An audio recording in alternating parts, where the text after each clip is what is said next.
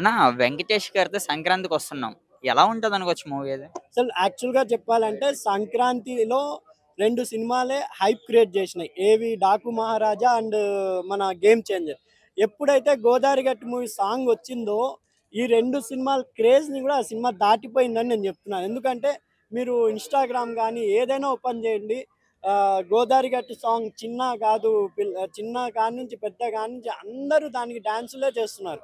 Full grace ఆ సాంగ్‌కి full image పెరిగిపోయింది 'డాకు మహారాజ్' సాంగ్‌కి. సారీ, సంక్రాంతికొస్తున్న 'గోదారి గట్టు' సాంగ్‌కి. అందుకే సినిమా గూడా ఈ 2 సినిమాల కన్నా గూడా హైప్ తెచ్చుకుంది గాబట్టి, అది గూడా పోటీలో నిలబడిందని నా అభిప్రాయం అండి. చూస్తే ఈ సాంగ్ పాడిన వ్యక్తి ఎవరైతే ఉన్నారో సింగర్ ఆయన గురించి మనందరికీ రమణ తెలుసు. గోఖలే. రమణ గోఖle గారు.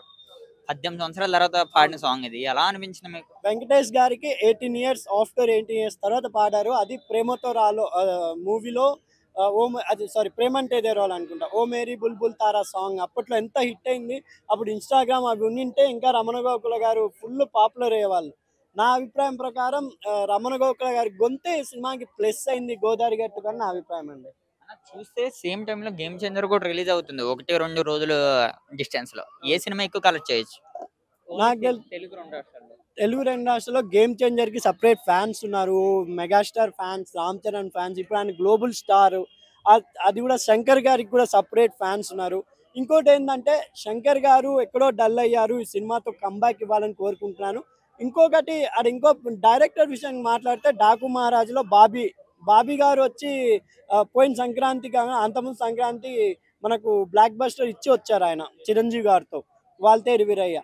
ఇప్పుడు అనిల్ రావిపూడి సేమ్ బాలకృష్ణ గారితోనే 'భగవత్ కేసరి' అలాంటి హిట్ పిక్చర్ ఇచ్చి వచ్చారు కాబట్టి పోటీ అనేది వాళ్ళ రసవంతంగా ఉండబోతుంది. అది కాకుండా ఫ్రెండ్లీ పోటీ ఉందని వాళ్ళే నిరూపించారు.